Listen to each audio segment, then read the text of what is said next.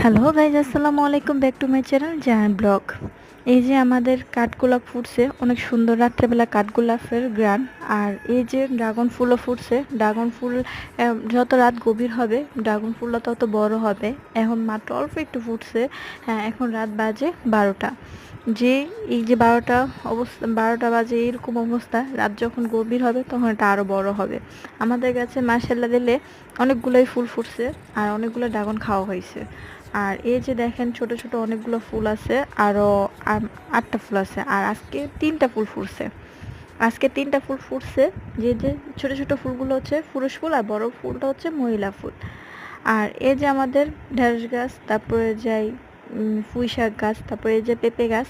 আমি এর আগে অনেকগুলো ভিডিও দিয়েছিলাম যেগুলোর মধ্যে পেঁপে অনেক বড় বড় ছিল, মানে সেগুলো খেয়ে ফেলছি, এখন আছে ছোটোগুলা।